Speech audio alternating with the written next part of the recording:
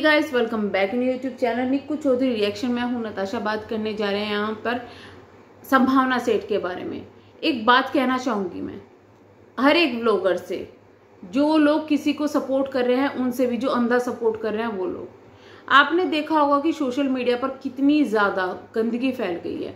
घर की कंट्रोवर्सीज हो रही है, एक दूसरे को गालियां दी जा रही है, अपनी घर की पर्सनल बातों को उठाकर सोशल मीडिया पर लाया जा रहा है, एक दूसरे को डिफेमेशन किया जा रहा है, एक दूसरे के कैरेक्टर को खराब किया जा रहा है। बहुत सारी चीजें सोशल मीडिया पर हो रही है और ये परिवार के बीच में भी हो रही है, दोस्तों के बीच में भी हो रही है, भाई बहनों के बीच में भी हो रही है। बहुत ज्यादा गंदगी है। लेकिन इस गंदगी के बीच में एक ब्लॉगर ऐसा है जिसको देखकर मन में शांति मिल रही है। वो है फिलहाल संभावना सेठ।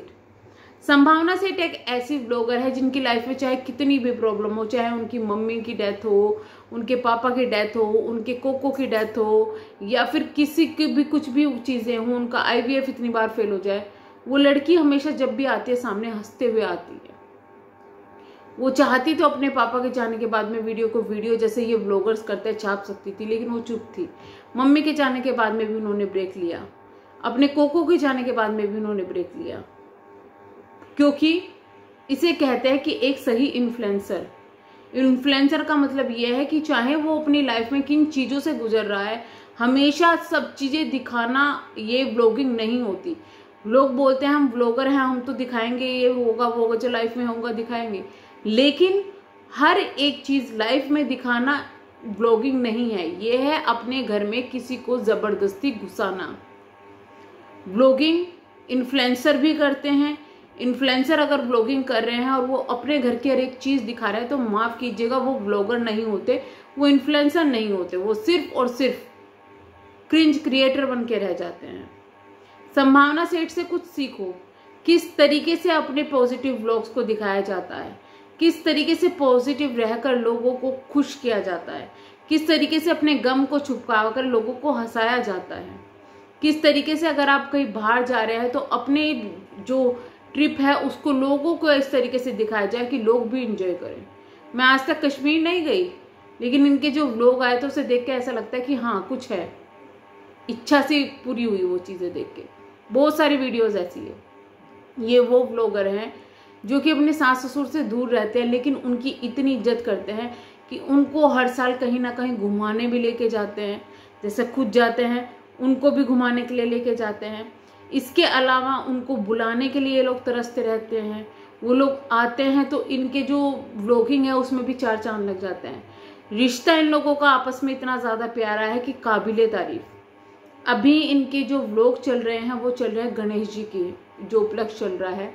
गणेश जी घर पर आते हैं, इनके यहाँ पर भी आए हुए हैं, विराजमान हैं, उसके व्लॉग्स डाल रही है, वीडियोज़ डाल रही है, फैमिली आई हुई है पूरी। कितने अच्छे से सब सेलिब्रेट कर रहे हैं। इन्हें देखकर तो ऐसे ही लग रहा है कि कहने का मन करता है इन ब्लॉगर्स को कि कुछ सीखो, किस तरीके से अपने परिवार में रहा जाता है, ये संभावना सेठ से सीखो। वो संभावना सेठ जिसकी इमेज पहले इतनी ज्यादा खराब थी, उसने किस तरीके से अपनी इमेज को अब सोशल मीडिया पर आकर सही किया है। ये नहीं तो यहाँ लोग अपनी इमेज खराब ही कर रहे हैं। संभावना सेठ ये है उनमें से है जिसकी इमेज सोशल मीडिया पर आने से पहले खराब थी, लेकिन सोशल मीडिया पर आकर उन्होंने अपनी इमेज पूरी की पूरी चेंज कर दी है। किस तरीके से अपने सास के साथ में रिलेशन में रहती है, किस तरीके से अपने ससुर के साथ में रहती है, हंसी मजाक, किस तरीके से ननदों के साथ में रहती है। ये होता है परिवार। उन्हें देख के लगता है कि ये होता है परिवार। जब संभावना अपने दिल्ली जाते थे, संभावना और अविनाश, तो इनका अंडरस्टैंडिंग देखो सास ससुर की भी कितनी अच्छी थी कि संभावना अपनी मम्मी के पास जाती थी और जो वो हैं अविनाश, वो अपनी मम्मी के पास जाते थे। लेकिन कभी मिलाल हो कि किनके मुंह से सुना हो कि संभावना हमारे पास नहीं आई तो हमें बुरा लग रहा है या कुछ भी। जिस तरीके से इनके सास ससुर इनकी इज्जत करते हैं, जिस तरीके से अपने सास ससुर की इज्जत करते हैं ना, वो काबिले तारीफ है। इन्हें कहते हैं सच्चे इन्फ्लुएंसर। इन्फ्लुएंसर का मतलब ये नहीं है कि जो चीजें हो उनको बढ़ा चढ़ा के, मेरी सास ये, मेरी ननद ये, मेरी ये, नहीं, इस तरीके से कोई भी बन रहा है भैया।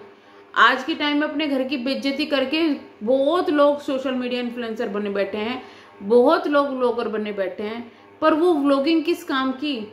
आगे जाके अगर आप इज्जत भी कमाओगे ना तब भी लोग तुम्हारे पास्ट को नहीं भूलेंगे कि तुमने पास्ट में किस तरीके से वो फेम को हासिल किया है।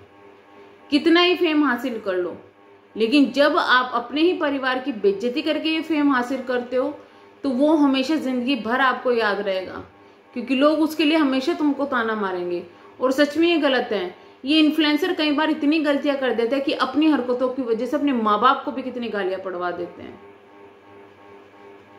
तो मैं तो यही कहूंगी कि अभी सीखना चाहिए, जो लोग पॉजिटिव रहे उन्हें देखो, इस तरीके के क्रिंज चीजों को मत देखो, इग्नोर करो। जो इस तरीके के ब्लॉगर हैं ना, जो नेगेटिविटी दिखा रहे हैं, जो घर की लड़ाई दिखा रहे हैं, ठीक है एक दो बार हो जाती है, मिसअंडरस्टैंडिंग हो जाती है, लेकिन अति हर चीज की बुरी होती है। मत देखो ऐसे लोगों को, मत सपोर्ट करो। बाकी तो लोगों को ऐसा ही है कि भाई जो उनको देखना होगा वो देखेंगे, बट इन लोगों के लड़ाई झगड़े को अपनी लाइफ में ज्यादा सीरियस मत लो। आपको जिसको देखना है आप देखो, आपकी इच्छा है, लेकिन इनको इतनी ज्यादा सीरियस लेके लोग जो टेंशन ले जाते हैं ना, वो ना लो। जैसे ये वही काम हो रहा है, जैसे टीवी सीरियल चलता है ना कि तो पहले लोग इतने इमोशनल हो जाते थे, अरे इसके साथ ये हो गया, दिन में उसके बारे में सोचते रहते थे, रात को उसके बारे में सोचते रहते थे। वही काम यहाँ पर हो रहा है। तो मत सोचो, ये भी एक टीवी सीरियल की तरह चल रही है इनकी लाइफ। चलिए हम करते हैं वीडियो को एंड, मिलेंगे हम नेक्स्ट वीडियो में, तब तक के लिए bye bye, thank you so much.